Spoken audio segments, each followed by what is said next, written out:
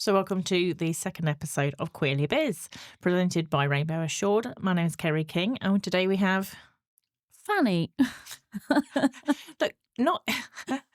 I know that I laugh when you say your name, but I didn't know that we were at a point where you laugh when you say your name now. I have to. Do you have a surname?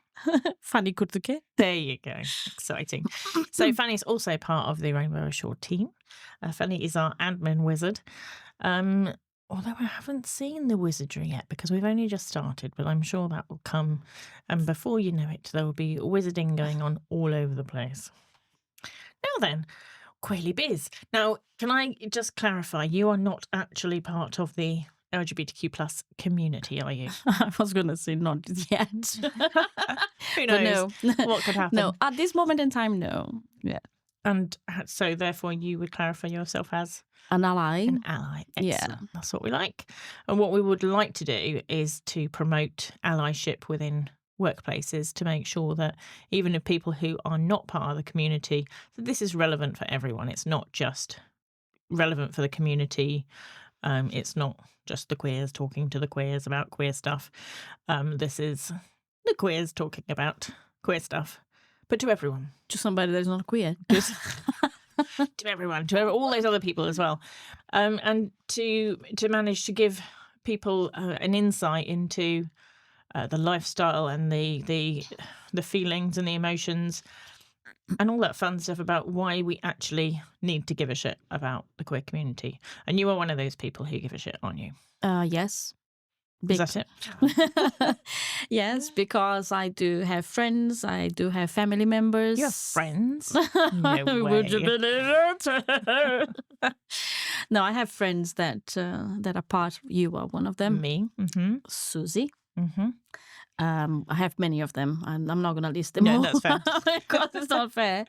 But also on my own family. Mm-hmm. I know that they don't want me to talk about them, but I will talk about them. Okay. Well, we can talk in vague, generic terms. Yes. Because I do think you come from a really important part of this.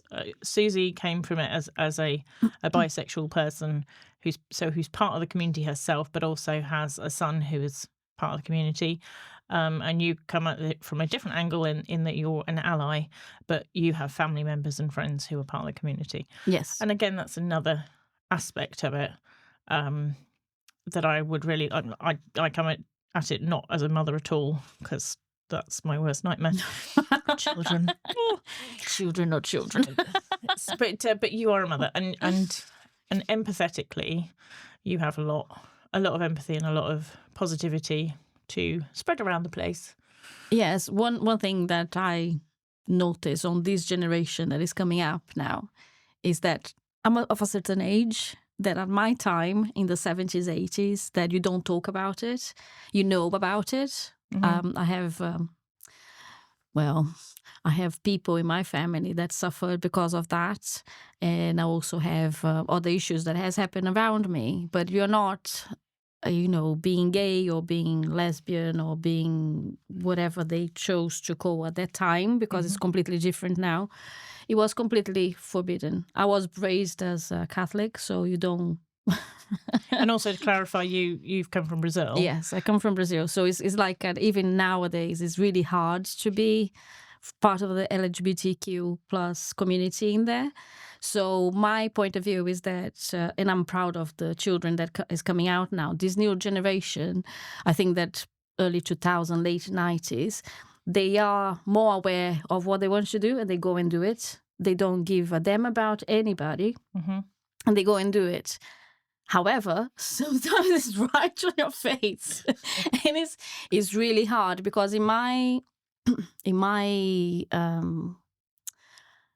experience, what happened is that both my children changed their names, and it's just like, and I have to accept that change of names. I have to accept their own different sexuality from myself, and I accept that. But the change of name is just really hard. But then when I look around their own community, they have people that have done the same thing.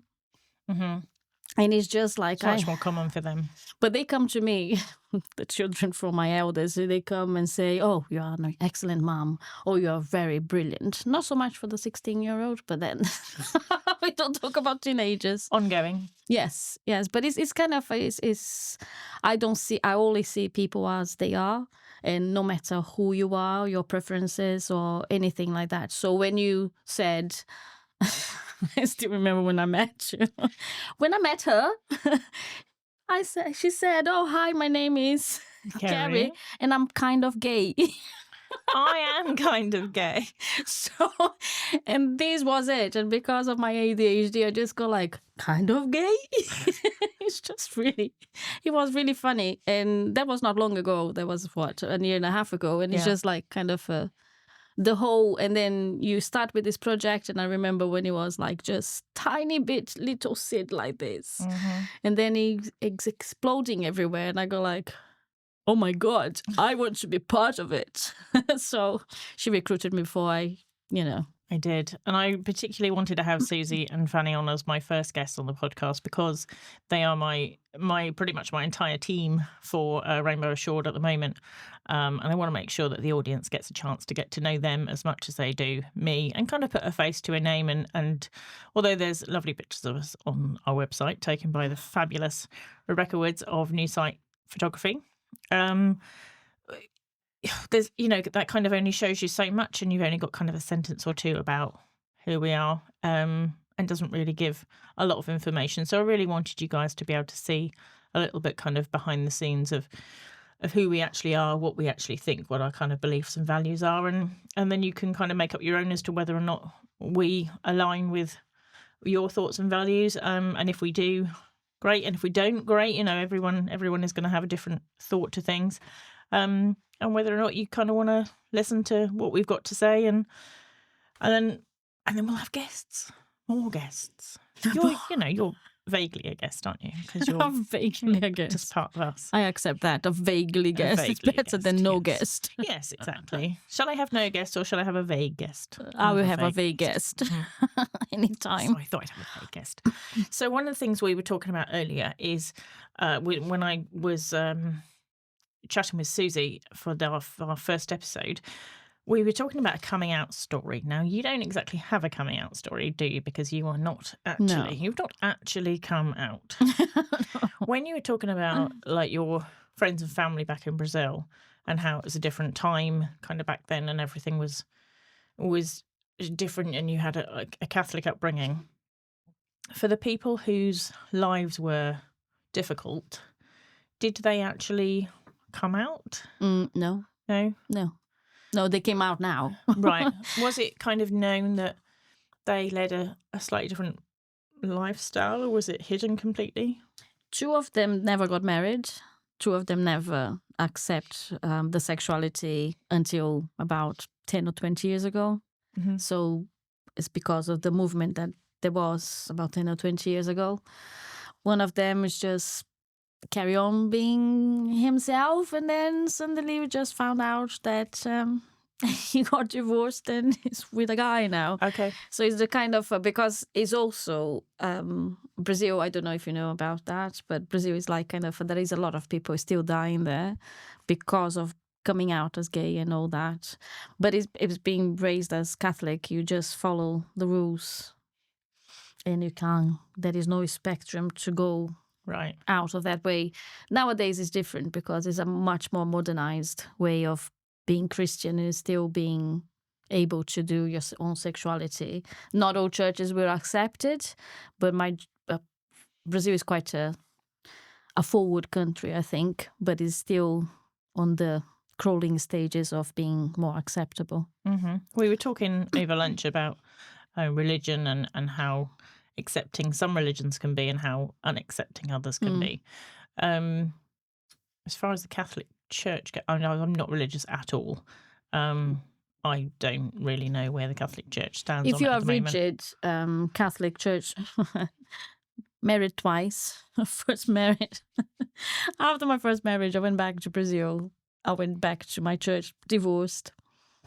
So I went back divorced, and then I went to this church that I was part of, And then the vicar that was part of the church, like in charge of it, he looked at my dad. He said, "Your child cannot come to this." I was 28. 28. And he still And he went to looked your at me and dad over says, you. "I'm sorry, but I cannot accept you in this church because she is divorced." And I look at my dad and I say, "You go ahead and go to the service." I had tears in my eyes, but when don't I cry, right? Yeah, right. But my dad just said, "I'm not coming here." So we just walked down and went to another chapel that is just down, which is run by the same church, but different services. And this is the no acceptance, but this is the old generation. Now you have hard places. It all depends, like I was saying to you over lunch. It depends who the person is that is in charge, because we have great community where I used to live here in England before, and the vicar was absolutely fantastic. You know, accept any kind of background. If you are Christian from another denomination, you can come too, because I'm not Catholic, and I said I can't do this because it's not part of me. And it goes like, "But if you're Christian, come." And you know, the Catholic Church is a bit, unfortunately, is still a bit closed to all these acceptances, and it's just what it is, isn't it? But then again, religion is always a kind of, if you don't fit in. Yeah, it can be difficult. I went to a police memorial day last year, and I was there to represent the community, and spoke to a vicar in the kind of Kings Lynn area, and she said that she really wanted to make her church as welcoming as possible, but she was in she called it, I think she called it a hybrid church, because I certainly wouldn't have known what to call it, but they had kind of two denominations, I guess. So she had Methodist, who were very welcoming and accepting, and then another one which I've completely forgotten the name of. I think it might have been the Anglicans. Anglicans, which is the Church of England. Yeah. Right, that's it. And they weren't. And she said, "I don't know how to,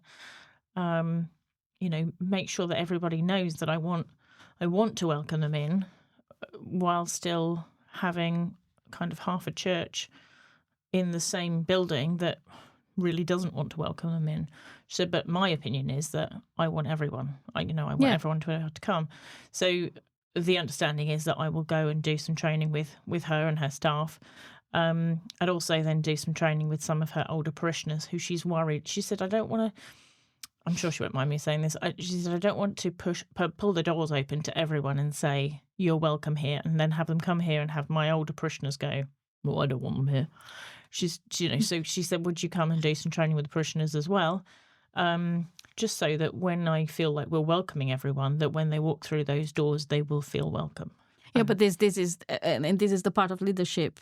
So it depends on the leadership, and this is what I'm saying. The vicar that was here in Norfolk, he accepted everybody, and it doesn't matter if you are disabled, if you are gay, if you, I don't know. He accepted me on his own church. So, sorry, jokes apart, but it's just kind of, and also the parishioners, it's like you're always gonna have. I'm sorry, but it's the older generation that we are talking about, and so those are the generation that is like my parents would be now. So, or that generation, you don't talk about it. You don't show about it. You are part of the family, but you need to fit in. And if you don't fit in, get out. So this vicar, I nearly called her a father, but I thought that's probably wrong. Rector, yeah. Rector. So this rector had said, I'd specifically said, "Do you have any LGBTQ plus members of your parishioners?" And she said, "No." And I said, "Well, are you sure?" And she said, "Well, I don't know. I don't think so."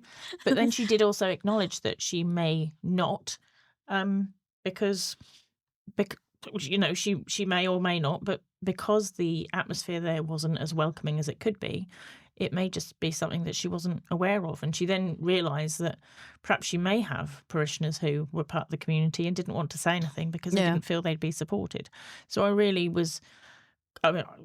am not a massive fan of organised religion at all. But I was really impressed that this lady took the time to come and talk to me and really wants to make sure that she is inclusive.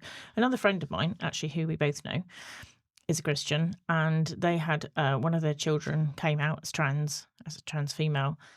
And initially, I know she struggled, only because we talked about it. I know that she struggled slightly with it because she couldn't work out how her faith could be okay I know with who it. you're talking about. Yeah.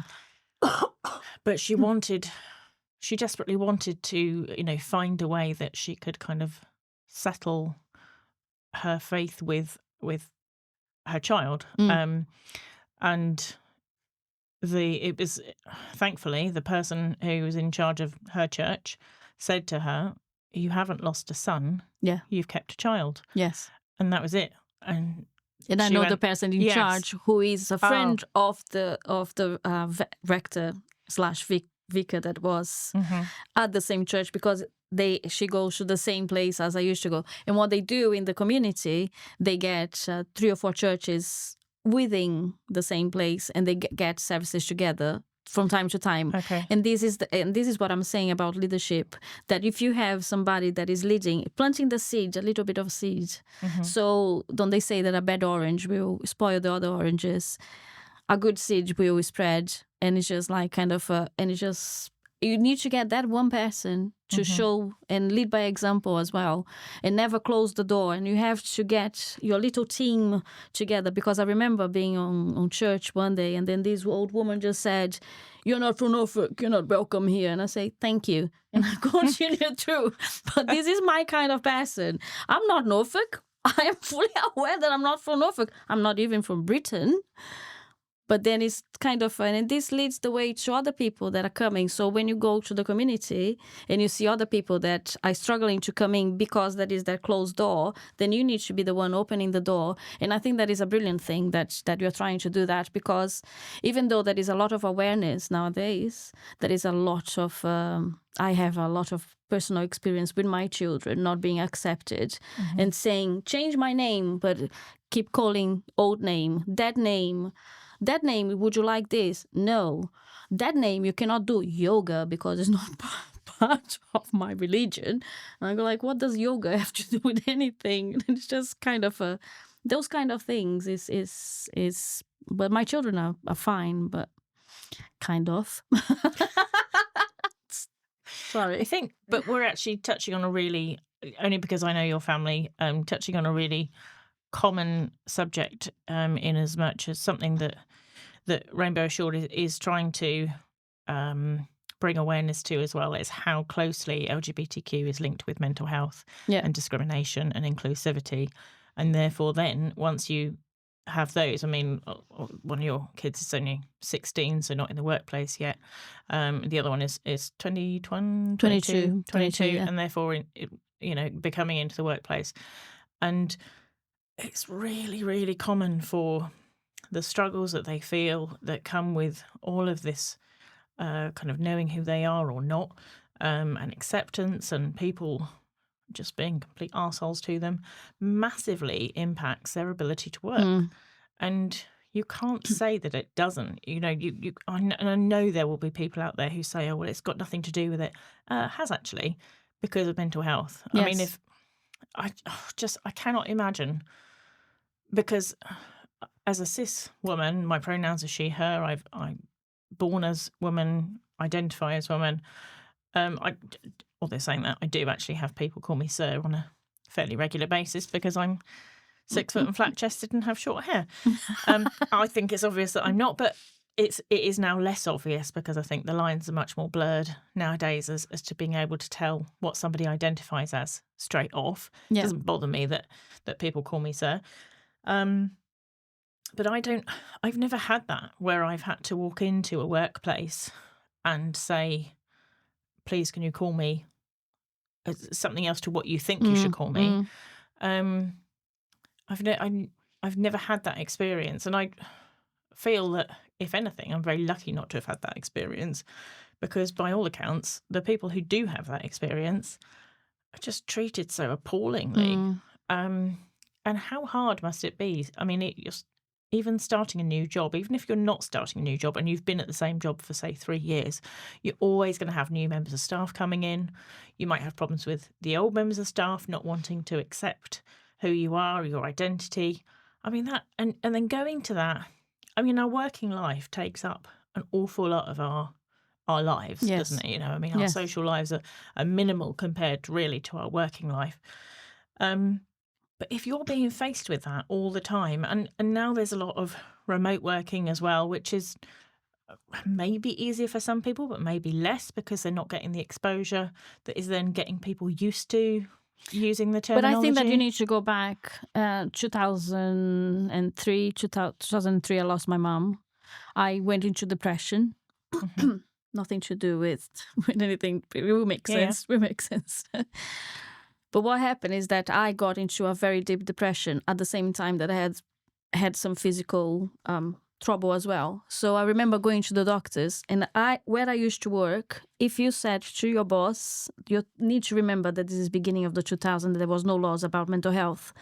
If you went to your boss and said, I'm suffering from depression because my mom passed away, I would be completely segregated, and people would say, oh, look at her. She can't come to work because she's not feeling well and she's depressed. That's insane, isn't So it? it's just like insane. It's like absolutely insane. So what I had to beg the doctor to put on my certificate, because I had to be off, it was either you be off or you be dead.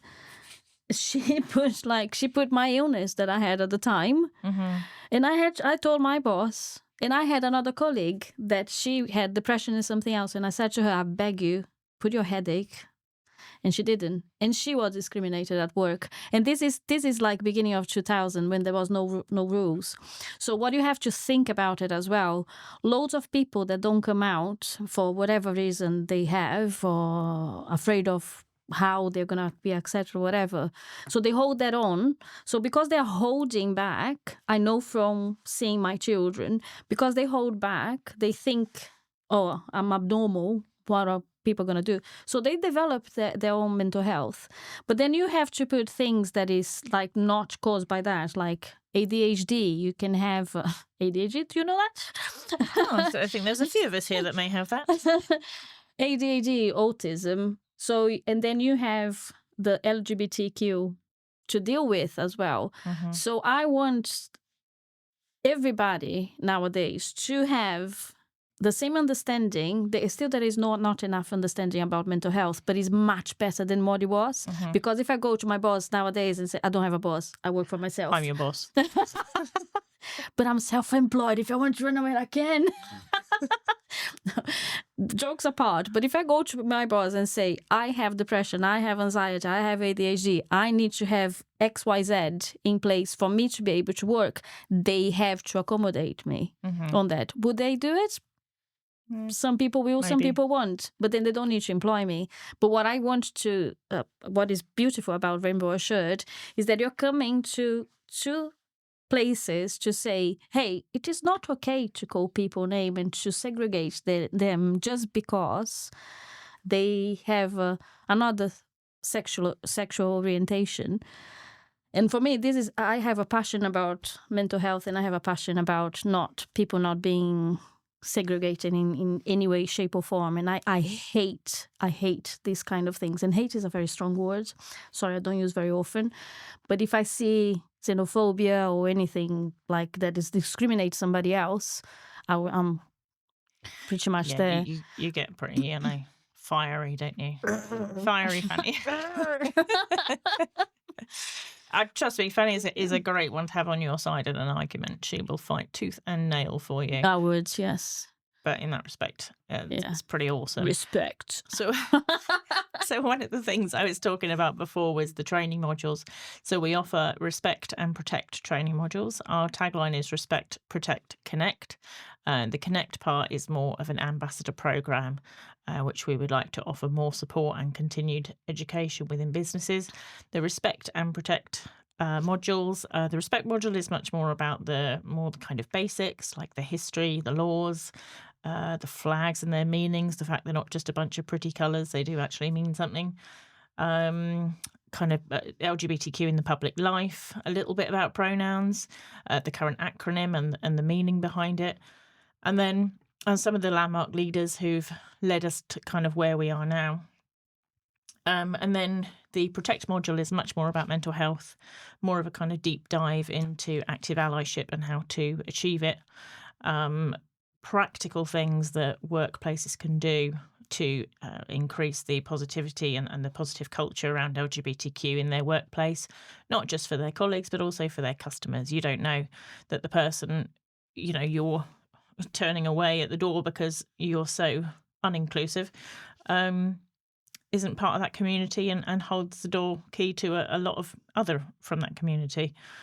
It's just really important. The other thing we talk about a lot is microaggressions. There are 4 types of microaggressions. We look at all of those, and we look at actual physical examples of how that manifests within the LGBTQ community specifically. We do also take more of a deep dive into pronouns, and I kind of ask you to look at things from the person's point of view, which a lot of people have probably never done, never thought about, and that's something that I'm really, really passionate about. If you're going to understand, walk a mile in someone's shoes, then you're a mile away from them and you have their shoes. Sorry, more serious note. But I'm really excited about some of the stuff we've got coming up, and I'm excited to go into workplaces and train the material that I spent 6 months writing. Just on a personal note, I didn't do very well at school, and I didn't do very well at college. I didn't go to uni because I didn't do very well at college. I was bullied incessantly through high school and college, and actually nothing to do with being LGBTQ because I didn't come out until I was 37. But if you'd asked who in the world was going to actually write a training course and then go out and deliver it, I could bet your bottom dollar the answer would not have been me. So I am really, really proud and chuffed that Rainbow Assured has kind of come about, and I feel like I finally found my niche, and this is where I need to be. And a few years ago, my parents did ask me if I was fighting someone else's battle because I'd stood up for a trans person on social media, and I said no. Nope, they're part of my community, and even though I'm only just part of the community, even if I wasn't part of the community, surely if someone's got to fight for them, everyone should try. Everyone should try and be kind, and everyone should fight for other people, because even if it doesn't affect you immediately, I mean, I didn't know that I was about to get a wife who was with gender dysphoria, and I just felt like it was my fight as much as anybody else's. I'm not black, but I stand up for Black lives. I'm not trans, but I stand up for trans lives. I just don't think it matters. Accessibility. My wife is disabled. There will always be accessibility issues that I feel like I need to stand up for. But I also think you never know if you're going to reach a time in your life where accessibility is going to be a thing for you. So surely it's in your best interest to stand up for marginalised communities. Exactly. So it is just like you don't know what is happening in 5 years' time in 5 minutes. So something can happen and completely change your life. But I can get this thing about the disability and accessibility because I have my best friend, she's bedridden at the moment because she's really ill, but you met her and she's not able to do things and then she's seeing for her disability and she speaks loud. But sometimes I just have to slap people. No, I don't go slapping people, but it's like on a very... Because when I met her, this is actually I met her at the church, and she came to the church because she ran out of fuel in her. She needed to recharge her wheelchair, and I said, "Come in and recharge," and then she stayed for the service, and the rest is history. But I stand by her. She helped my children to understand their sexuality. She helped me to understand the change of sexuality because that was a completely, what do I do here? Because as a parent, you have 2 choices. And unfortunately, I have the experience of seeing from both sides. You either accept and continue having that loving relationship like our friend had with that child, or You move away from the child and don't want to know about that. And when that parent walk away from that child and is just like not accepting, and then later on they want to accept because they know what they missed, it's really hard, because then 4, 5, 10 years passes and you don't have the relationship. So my thing about accepting people, does it really matter what they wear, what they say? Like, yeah, they're saying things not about you. They have their own voice. They have their own way of living. Does it really matter? It's like some comedian said, isn't it? Why are you worried about if the person is gay? Are you sleeping with them? You don't need to be in that household. Let them be. And for me, it's like I've always been criticized. I have very short amount of people that are still with me after many things that happened. And I'm so glad that this happened, because all the doors closed, because then you came. Hurrah! Here I am. But this acceptance, I think it has to be. You have to accept everybody. One of the things I find unbelievable and really pertinent is that children aren't born homophobic, transphobic, racist, xenophobic. It's learning. It's learning. Yeah, it's learned behaviour. Somebody around them who has behaved that way has taught them to behave that way. And I just don't get how that's okay. I don't know. I was raised, born and bred in Norfolk, and Norfolk, as some of you may know, is a very kind of white place to live. And the ethnic minorities have taken their time to get to Norfolk. So thankfully, thank you. Yes, you're welcome. Thankfully, they are becoming much more integrated now, and it's lovely to see the multicultural society that is becoming part of Norwich and Norfolk. But I knew like one black person when I was growing up, but I didn't come out racist. I didn't come out with fear or intrepidation or negativity at all. And I just think it kind of shows how much more obvious it is that it has to come from somewhere. And if you're the person that's spreading hate in your household, at what point do you look at yourself and go, yeah, okay, I could be doing this better? But they put their blinkers on. They're never going to see it, because if a person wants to be against it, for me, black, white, yellow, pink, blue. Blue hair. It doesn't really matter, because it's kind of is the essence of the person. Yes, there is horrible people out there. Mm-hmm. Yes, they have a skin color. Yes, they have a sexual orientation.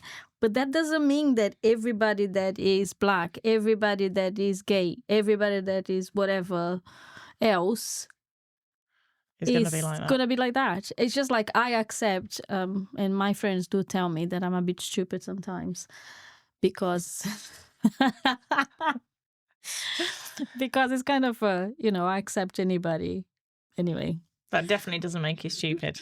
Makes you hilarious some of the time, but it doesn't make you stupid. Yeah, I'm the laughing of the party. Anyway, just starting to wrap up now. Thank you so much for coming in, Fani, and being one of our guests. Have you enjoyed it? Yes, I did. Was it as terrifying as you thought? Yes. No, only joking. No, it was fine. It was fine. Will you come back again? I will. Oh, God, I won't be able to keep her away from now. No. All right. So thank you very much, Fani. This is Kerry King from Rainbow Assured, wishing you goodbye. And next time I'll see you on Queerly Biz.